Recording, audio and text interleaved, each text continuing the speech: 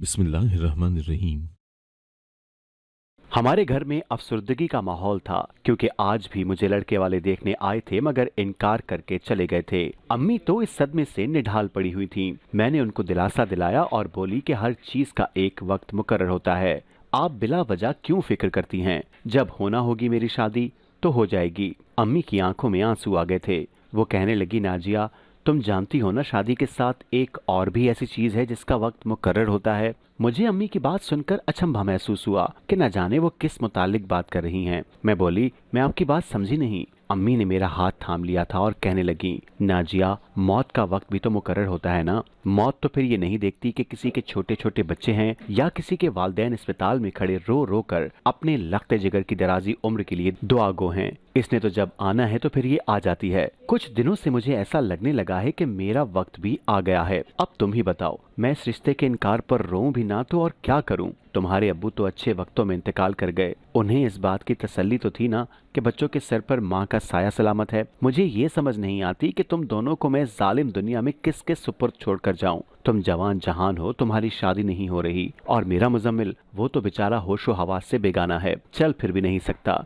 उसकी माजूरी ने मेरी कमर तोड़ दी है। अम्मी इस कदर उदास थीं कि मुझे उनकी तरफ देख देख कर दुख होने लगा था। मैं बोली, अम्मी, अल्लाह आपका साया हम पर सलामत रखे, आप जियो हजारों साल। लेकिन आपको मैं इस बात की यकीन दहानी करवा देती हूँ कि मुजम्मिल भाई की तरफ से आप बिल्कुल बेफिक्र हो जाएं। मैं उनका ख्याल रखूंगी, मैं उन्हें जमाने वालों का मोहताज नहीं होने दूंगी। तब अम्मी ने जल्दी से मेरा हाथ थाम लिया और अपने सर पर रखकर बोली, खा मेरी कसम कि तुम जो कुछ भी कह रही हो ठीक कह रही हो। तुम मुजम्मिल का ख्याल रखोगी। मैं बोली, जी जी अम्मी जान, बिल्कुल ऐसा ही है, मैं मुजम्मिल का बेतहाशा ख्याल रखूंगी। अम्मी कहने लगी, नाजिया, तेरे सामने एक सवाल करना है, मगर मुझे समझ नहीं आता कि बात कहाँ से शुरू करूं और कहाँ पर खत्म करूं। मैं चाहती हूँ कि मेरे दोनों बच्चों का मसला हल हो जाए। तुम्हारी शादी नहीं हो रही और मुजम्मिल का ख्याल रखने वाला कोई नहीं है। क्या ही अच्छा हो अगर तुम मुजम्मिल से शादी कर लो तो मैं सुकून से मर सकूं। अम्मी की बात सुनकर मैं जलजलों की जद में आ गई थी, मगर फिर सोचा कि शायद मुझे सुनने में कुछ गलती हुई है। अम्मी इतनी बड़ी बात कैसे कह सकती थी? मैं बोली, अम्मी आपने क्या कहा? अम्मी फूट फूट कर रोने लगी और बोली, हाँ नाजिया, तुमने दुरुस्त सुना है। मैंने तुमसे कहा है कि तुम मुजम्मिल से शादी कर लो, एक दूसरे का सहारा बन जाओ तुम दोनों। अब मुझे अम्मी पर गुस्सा आया था कि वो इतनी बड़ी बात कैसे कह सकती थी भला। मैं गुस्से से बोली, आपका दिमाग तो खराब नहीं हो गया ना? ये आप कैसे कह सकती हैं? मुजम्मिल मेरा सगा भाई है, भाई के साथ शादी मुमकिन नहीं है। अम्मी की आंखें बेनूर होने लगी थीं। वो बोली, मजबूरी में तो मुर्दार भी हलाल हो जाता है, ये भी तो मजबूरी ही है ना। फिर वो खला में घूरती रही थीं। मैं कुछ देर गुस्से से उनको देखती रही, फिर बोली, अम्मी उठकर कुछ खा पी लें, सुबह से आपने कुछ नहीं खाया। अम्मी ने कोई जवाब नहीं दिया। मुझे लगा वो नाराज हो गई हैं, हालांकि नाराजगी तो मेरी बनती थी। खैर, वो माँ थीं और थीं भी बीमार, इसीलिए मैंने ही इनका एहसास करना था। मैंने अम्मी को हिलाया तो मुझे महसूस हुआ कि उनका जिस्म ठंडा पड़ चुका है। मेरा दिल बहुत घबरा गया था। मैं चिल्लाने लगी थी, अम्मी अम्मी, मगर उन्होंने मुझे कोई आवाज नहीं दी थी। मेरे दिल में अजीब अजीब वसवसे सर उठा रहे थे। मैं भागती हुई घर से बाहर निकली थी और पड़ोसन खाला को बुला लाई थी। मैं मुसलसल रोते चली जा रही थी और कह रही थी कि खाला, मेरे साथ चले, अम्मी की तबीयत बहुत खराब है। खाला घर आई तो उन्होंने अम्मी के पुरसकून चेहरे की जानिब देखा तो कहने लगी, नाजिया, तुम्हारी अम्मी की तबीयत खराब नहीं है, बल्कि अब तो वो संभल चुकी हैं। तुम देख रही हो ना, उनके चेहरे पर कितना इत्मीनान है। यकीनन उनकी नेकियों के सिले में अगला जहान उनके लिए आरामदेह बना दिया गया है। मेरे तो वहमो गुमान में भी नहीं था कि यूं ही बैठे बिठाए मेरी अम्मी गुजर जाएंगी। मैं खाला के गले रख कर रोती चली जा रही थी। ये वक्त बहुत कठिन था। इस दुनिया में मेरा कोई अपना नहीं रह गया था। मुझसे 2 साल बड़ा मेरा भाई था, मगर वो भी ऐसा ही था जैसे वजूद ही नहीं रखता हो। उसने मेरा क्या सहारा बनना था? मुझे ही उसकी देखभाल करना थी। खैर, इस मुश्किल वक्त में मोहल्ले वालों ने हमारा बहुत साथ दिया। उन्होंने ही अम्मी के कफन दफन का इंतजाम किया, जबकि मैं तो इस कदर परेशान थी कि किसी चीज की समझ ही नहीं आ रही थी। मैं तो मुकम्मल तौर पर अम्मी का गम भी नहीं मना पाई थी कि मुझे मुजम्मिल की आहो बका ने अपनी जानिब मुतवज्जा किया था। वो रो रहा था और बार बार अम्मी अम्मी पुकार रहा था। मैंने उसे कमरे से नहीं निकाला था और ना ही ये बताया था कि अम्मी का इंतकाल हो गया है। वो अम्मी को याद करके रो रहा था। तब मेरा ध्यान उसकी जानिब गया। मैं खाना लेकर उसके पास पहुंची तो वो कहने लगा, अम्मी कहाँ हैं? अम्मी को बुलाओ। मैं उसके सवाल पर बड़ी मुश्किल से मुस्कुराई थी और बोली, अम्मी की जरा तबीयत खराब है, वो नहीं आ सकती तुम्हारे पास, तुम आज मेरे हाथों से खाना खा लो। उसने नफी में सर हिलाया और बोला, मैं हर हाल में अम्मी के पास जाना चाहता हूँ। मैंने बड़ी मुश्किल से उसको काबू किया था। उसने 2-3 नवाले ही खाने के लिए थे, फिर मैंने उसे सुकून की दवा दी तो वो सो गया था। अम्मी का सोयम भी मोहल्ले वालों ने ही करवा दिया था। अब उदासी और बेचैनी मेरी रूह को घायल कर रही थी। तब ही हमारे घर के दरवाजे पर दस्तक हुई थी। मैंने दरवाजा खोला तो पड़ोसन खाला खड़ी थी और उनके साथ मौलवी साहब और 2 आदमी भी मौजूद थे। मैं ये मंजर देखकर हैरान रह गई और बोली, क्या बात है खाला, ये लोग कौन हैं? खाला कहने लगी, दरवाजे से तो पीछे हटो। मैं साइड पर हो गई और सोचा कि शायद अम्मी के इस साले सवाब के लिए खाला मौलवी साहब को लेकर आई हों, क्योंकि वो अम्मी की बड़ी पक्की किस्म की दोस्त थी। शायद वो कुरान पाक की तिलावत करवाना चाह रही थी। मैं इन लोगों को सहन में बिठाकर खुद किचन में आ गई ताकि मौलवी साहब के लिए चाय का इंतजाम कर सकूं। मेरे पीछे खाला भी आ गई थी। वो कहने लगी, नाजिया तुम जल्दी से तैयार हो जाओ, मैं मौलवी साहब को ले आई हूँ, ये तुम्हारा निकाह पढ़ने पर रजामंद हो चुके हैं। मैं तो खाला की बात सुनकर ही दंग रह गई। मैं बोली, खाला कैसा निकाह? खाला ने मेरा हाथ पकड़ लिया और चोर निगाहों से इधर उधर देखकर कहने लगी, मेरी बच्ची, तुम्हारी अम्मी ने मरने से पहले मुझे वसीयत की थी कि मैं तुम्हारी और मुजम्मल की शादी करवा दूं। चूंकि मोहल्ले के मौलवी साहब इस निकाह पर रजामंद नहीं हो रहे थे और ना ही मैंने उनसे इस निकाह का तस्करा किया था, क्योंकि वो तो हम पर फतवा लगा देते, मुमकिन है कि हमें संसार ही कर देते। मैंने एक झटके से अपने हाथ को खाला के हाथ से छुड़ा लिया था। मैं बोली, क्या बात है खाला, आप ये कैसी बातें कर रही हैं? मेरा और मुजम्मिल का निकाह नहीं हो सकता, वो मेरा भाई है। कहने लगी, मुझे इस मुताल्लिक कुछ इल्म नहीं कि क्या हो सकता है और क्या नहीं। मुझे बस इतना इल्म है कि मेरे बचपन की सहेली ने मरने से एक दिन पहले मेरे सामने हाथ जोड़कर मुझसे दरख्वास्त की थी कि तुम मेरी बेटी का निकाह मुजम्मिल से करवा देना, मेरे दोनों बच्चे एक दूसरे का सहारा बन जाएंगे। मैं बोली, खाला ये भी तो ऐन मुमकिन है ना कि मौत के आसार से अम्मी के दिमाग पर असर होगा, तभी तो वो इस किस्म की बहकी बहकी बातें कर रही थी। ये नामुमकिन है, बहन भाई का निकाह नहीं हो सकता, आप इन मौलवी साहब को चलता करें। खाला बोली, बेटी तुम इस तरह से जिद मत करो, अपनी माँ की वसीयत पर अमल करो। माँ का हुक्म वैसे भी हुक्म का दर्जा रखता है, फिर अब तो तुम्हारी वालदा भी हयात नहीं है, उनकी वसीयत पर अमल करो। मैं बोली, खाला क्या माँ का हुक्म खुदा के हुक्म से बढ़कर है? मैं इस तरह की वसीयत पर अमल करके अपनी वालदा की आखिरत खराब नहीं कर सकती, आप इन लोगों को वापस भेज दें। खाला ने एक गहरी नजर मुझ पर डाली और बाहर चली गई थी। न जाने उन्होंने मौलवी साहब से क्या कहा हो, मगर जब मैं किचन से बाहर निकली तो सहन खाली पड़ा था। मैं भी उधर ही बैठ गई, मेरा दिमाग घूम रहा था। चलो अम्मी ने तो ये सब कह दिया, मगर खाला को तो ख्याल करना चाहिए था ना, वो इतनी बड़ी बात कैसे बोल सकती हैं? वो तो मौलवी साहब को ही ले आई। मुजम्मिल मेरा भाई था,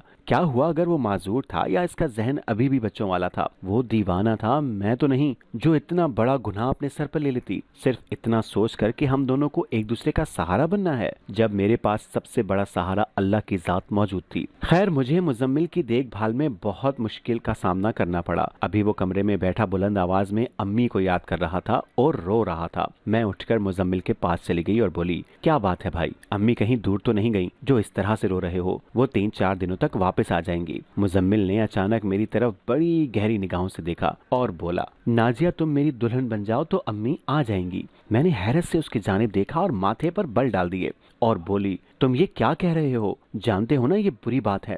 मुजम्मिल कहने लगा, अम्मी ने कहा था जब मैं दूर चली जाऊं अम्मी ने कहा था जब मैं दूर चली जाऊंगी तो नाजिया को अपनी दुल्हन बना लेना, मैं वापस आ जाऊंगी। मैंने तो अपना सर ही पीट लिया।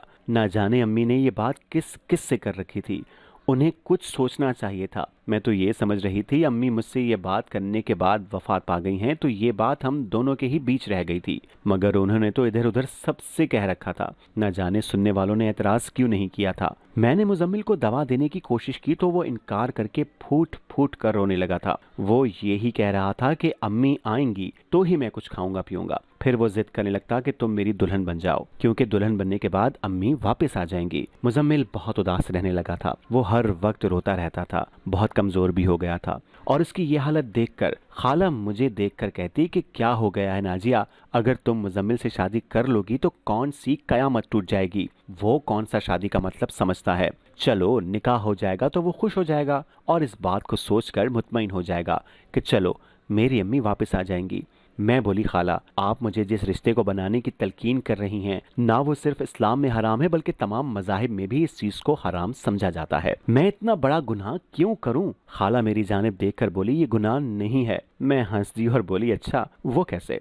खाला बोली, जब तुम्हारी अम्मी ने मुझसे इस शादी का तस्करा किया था तो मैंने भी वही रिएक्शन दिया था जो तुमने दिया है। मैं बोली कि तुम अपने हवास में तो हो, क्यों इतना बड़ा गुनाह करने का सोच रही हो? तो वो कहने लगी, ये गुनाह नहीं है। मैं बोली, अच्छा साबरा, मुझे भी तो बताओ कि किस मजहब और किस कानून के तहत ये गुनाह नहीं है। तो वो कहने लगी कि मैं तुम्हें एक सबूत दिखाऊंगी, इस सबूत के तहत अगर इन दोनों बहन भाइयों की शादी कर भी दी जाए तब भी गुनाह नहीं होगा। मैं बोली, अच्छा तो बताओ कौन सा सबूत है? तब तुम भी घर में थी। साबरा कहने लगी, तुम किसी ऐसे वक्त में घर आना जब नाजिया घर पर ना हो, मैं तुम्हें वो सब कुछ दिखा दूंगी। मैंने सर हिला दिया, मगर मुझे कहाँ इल्म था कि वो मेरे सामने सबूत लाने से पहले ही चल बसेंगी। इसीलिए मैं तुमसे कह रही हूँ कि ये शादी गुनाह के जिम्रे में नहीं आती। मुझे तो इतना इल्म है कि मेरी सहेली मुझसे झूठ नहीं बोल सकती और ना ही मुझे किसी किस्म के धोखे में रख सकती है। मैं हंस दी और बोली, खाला, आप मेरे सामने वो सबूत ले आए जिसके मुतालिक आपको खुद भी इल्म नहीं, तो मैं इस रिश्ते पर रजामंद हो जाऊंगी। खाला बहुत परेशान थी। वो कहने लगी, नाजिया, तुम्हारी सारी बातें मैं समझ सकती हूँ, तुम एक पढ़ी लिखी और बाशऊर लड़की हो, मैं तुम्हारी किसी बात से इनकार नहीं करती, मगर बात यह है कि मैं इस दिन से खौफजदा हूँ जब साबरा मेरा गिरबान पकड़कर कहेगी कि तुमने मेरी वसीयत पर अमल दरामद क्यों नहीं करवाया। मैं बोली, खाला, उस दिन अगर अल्लाह ने आपसे पूछ लिया कि तुमने गलत चीज का साथ क्यों दिया तो आप क्या करेंगी? खाला गहरी सोच में पड़ चुकी थी और फिर चुपचाप उठकर अपने घर चली गई थी। मैंने सोचा कि मुजम्मिल को देख कर आऊं कि वो क्या कर रहा है। जब मैं कमरे में गई तो ये देखकर तो जान ही निकल गई थी कि मुजम्मिल आधा बेड से नीचे गिरा पड़ा था। मैं भागकर उसके पास गई, उसको हिलाया जुलाया, मगर वो बेहिस्सो हरकत पड़ा हुआ था। उसकी रूह परवास कर चुकी थी। चंद ही हफ्तों के फर्क से मुझे दूसरी फौतगी का सामना करना पड़ गया था। मैं फूट फूट कर रोती रही थी। इस बार भी मोहल्ले वालों ने मेरा भरपूर साथ दिया था, मुझे गले से लगाया था, मेरे भाई की तदफीन का इंतजाम किया। मैं अब उदास रहने लगी थी। जिंदगी बहुत बेतबारी सी चीज लगने लगी थी। कुछ भी तो अच्छा नहीं लगता था। ये घर जो हंसता मुस्कुराता था बिल्कुल सुनसान हो गया था। मुजम्मिल की वफात के ठीक 8 दिन बाद हमारे घर मालिक मकान आया था। शाम का वक्त था और हर सू अंधेरा फैल चुका था। दरवाजे पर दस्तक हुई तो मैंने पूछा, कौन? मालिक मकान कहने लगा, मैं इस घर का मालिक हूँ, आपके भाई की ताजियत पेश करने आया हूँ। मैं परेशान हो गई थी। मैं बोली, आपके आने का बहुत शुक्रिया। तब मालिक मकान की गुस्से से लबरेज आवाज सुनाई दी थी। कहने लगा, ये मेरा घर ही है, मुझे अंदर आने की इजाजत नहीं दोगी? मैं बोली, भाई साहब, इस हकीकत से किसी को भी इनकार नहीं कि ये घर आपका है। बात दरअसल ये है कि मैं इस घर में अकेली हूँ और आप तो जानते ही हैं, फिर शाम भी हो चुकी है, आप कल आ जाना। मालिक मकान कहने लगा, मेरे पास इतना वक्त नहीं होता कि मैं बार बार चक्कर लगाता फिरूं। दरवाजा खोलो, मैं घर के अंदर आना चाहता हूँ, फिर मुझे तुमसे एक जरूरी बात भी करनी है। मैं बहुत मजबूर हो चुकी थी। दरवाजा खोलना ही पड़ गया। मैंने दरवाजा खोला तो मालिक मकान बड़े गुरूर और तकब्बुर से घर में दाखिल हो चुका था। उसकी उम्र लगभग कोई 60 बरस होगी। वो चलता हुआ आया और सहन में बड़ी चरपाई पर बैठ गया। कहने लगा कि मुझे अफसोस है कि तुमने अपनी माँ और भाई दोनों को खो दिया। अब तुम इस घर में बिल्कुल तन्हा रह गई हो। आजकल हालात भी अच्छे नहीं हैं। मुझे अब हर लम्हा तुम्हारी फिक्र सताती रहती है। तुम्हारी अम्मी एक भली औरत थी, उसने सारी जिंदगी शराफत में गुजार दी और उसके होते हुए मैंने तुम में भी कोई बुराई नहीं देखी। मुझे तुम अच्छी लगती थी। तुम थी भी यतीम। तो एक दिन मैं तुम्हारी वालदा के पास सवाली बनकर आया था। मैंने कहा, बहन साबरा, मैं तुम्हारी बच्ची के साथ शादी करके सवाब कमाना चाहता हूँ। तुम्हारी वालदा मेरी बात सुनकर बहुत ज्यादा गुस्से में आ गई थी। कहने लगी, आपकी हिम्मत कैसे हुई ये बात करने की? मेरी जवान जहान बच्ची है, उसके लिए क्या आप जैसा ही उम्र रसीदा मर्द रह गया है? तब मैं बोला, मैं अपना ये मकान जिस पर आप रह रही हैं आपकी बेटी के नाम करने पर राजी हूँ। तब तुम्हारी वालदा ने एक बहुत ही अजीब बात कर दी। कहने लगी, मैंने तो अपनी नाजिया की शादी मुजम्मिल से करनी है। मैं हंस दिया था। वो बहकी बहकी बातें कर रही थी। भला एक भाई और बहन की शादी कैसे मुमकिन थी? मैं समझ गया था कि वो इस रिश्ते से इनकार करना चाह रही थी, जब भी तो बातों को घुमा फिरा रही थी। इसीलिए मैं वहां से चला गया था। आज जब तुम्हारी अम्मी नहीं है, आज जब तुम्हारी अम्मी भी हयात नहीं है और भाई भी गुजर चुका है, तो मैं फिर से सवाली बनकर आया हूँ। आप मुझसे शादी कर लें। मैंने मकान मालिक को बड़े गौर से देखा था, जिसकी टांगें कब्र में थी। मैं बोली, मेरी अम्मी ने इस रिश्ते से इनकार कुछ सोच समझकर ही किया होगा ना। मैं अब भी उनकी बात का एहतराम करती हूँ, इसीलिए आपके साथ शादी नहीं कर सकती। आप यहाँ से तशरीफ ले जाएं। मालिक मकान कहने लगा, ठीक है, मैं आपके इस इनकार का एहतराम करता हूँ, मगर आपसे गुजारिश है कि आप मेरा ये घर छोड़कर यहाँ से चली जाएं। मैं नए किराएदार रखना चाहता हूँ। मैं तो मालिक मकान की बात सुनकर बहुत परेशान हो गई थी और बोली, आप ये क्या कह रहे हैं? मैं इस भरी दुनिया में तन्हा रह चुकी हूँ। आपने अपने घर से निकाल दिया तो मैं कहाँ जाऊंगी? मालिक मकान कहने लगा, मैंने आपके सामने तजवीज तो पेश की है, अगर आपको मंजूर है तो ठीक, नहीं तो फिर मैं भी मजबूर हूँ। मुझे हर हाल में ये मकान खाली करवाना है। इतना कहकर वो उठकर चला गया, जबकि मैं अपनी सोचों में खो गई। अब मेरे साथ क्या होगा। अभी चंद मिनट ही गुजरे थे कि फिर से घर के दरवाजे पर दस्तक हुई थी। अब तो मैं झंझल आ गई थी कि आखिर कौन आ गया है फिर से। मैं दरवाजा खोलने गई तो मुझे बाहर से तरह तरह की आवाजें आने लगी थी। मैं खौफजदा हो गई थी। दरवाजा खुला तो सामने मोहल्ले की मस्जिद के इमाम साहब खड़े थे और साथ ही चंद नमाजी हजरात भी खड़े थे। मैं हक्का बक्का थी कि उनके आने की क्या वजह हो सकती है। तब इमाम साहब कहने लगे कि साबरा बीबी एक अच्छी खातून थी, उनके होते हुए हमने इस घर में कोई बुराई नहीं देखी, मगर जैसे ही उसने आंखें बंद की हैं तब से इस घर में अंधेरा फैल जाने के बाद भी गैर मर्द आने लगे हैं। ये गलत है, हम अपने मोहल्ले में ये सब बर्दाश्त नहीं करेंगे। मुझे इनकी बात सुनकर बहुत गुस्सा आया था। मैं बोली, ये आप क्या कह रहे हैं? क्या जिसके सर पर वालदैन का साया सलामत न रहे लोग उस पर यूं ही बुला वजह बहतान बांधते हैं? अभी थोड़ी देर पहले यहाँ जो मर्द आया था वो इस मकान का मालिक है। वो किराए के मुतालिक इस्तफसार करने आया था। जब मेरी वालदा और भाई इंतकाल कर गए तब तो आप लोगों में से कोई आया नहीं ये पूछने कि घर में राशन है कि नहीं, मकान का किराया दिया है कि नहीं, बिजली का बिल तुमने भरा है कि नहीं। अब ये फतवे लेकर आ गए हैं। आपको ये सब करते हुए शर्म आनी चाहिए। मेरी बात सुनकर हमारे दरवाजे पर खड़े हजरात शर्मिंदा होने के बजाय कहने लगे, ये सब चीजें हमारा फर्ज नहीं है। हमारा फर्ज बुराई से रोकना और अच्छे की तरगीब देना है। अगर हमने इस घर में दोबारा किसी गैर महरम को दाखिल होते देखा तो इस घर से तुम्हें निकाल देंगे। वो हजरात ये सब कहकर जा चुके थे जबकि मैं अपना समूह लेकर रह गई थी। मैं अब ये सोचने पर मजबूर हो गई थी कि मैं ये घर छोड़कर आखिर कहाँ जाऊंगी। भरी दुनिया में मेरा कोई भी अपना नहीं था, मगर ऐसे कैसे हो सकता है कि ना ही मेरे दुधियाल का कोई रिश्तेदार सलामत हो और ना ही ननिहाल का। कोई तो होगा इस दुनिया में मेरा अपना जो मुझे शफकत के साए में ले ले। इस घर में रहना मेरे लिए अब नामुमकिन हो गया था। मकान मालिक अपनी दाल गलाना चाहता था जबकि यहाँ के लोग मुझे बेआसरा समझकर मुझ पर उंगली उठाने लगे थे। तब मैंने सोचा कि अम्मी ने अरसा दराज से एक कमरा बंद करके रखा हुआ है। अम्मी कहा करती थी कि इसमें काट कबाड़ पड़ा हुआ है। मैंने सोचा हो सकता है कि इस काट कबाड़ से कोई ऐसी चीज कोई पता निकल आए जहाँ जाकर मैं पनाह ले सकूं। मैंने जल्दी से स्टोर रूम का दरवाजा खोला था। हर तरफ धूल मट्टी उड़ रही थी। इस स्टोर रूम में भाई का सामान भी पड़ा था, उसकी बचपन की चंद तस्वीरें,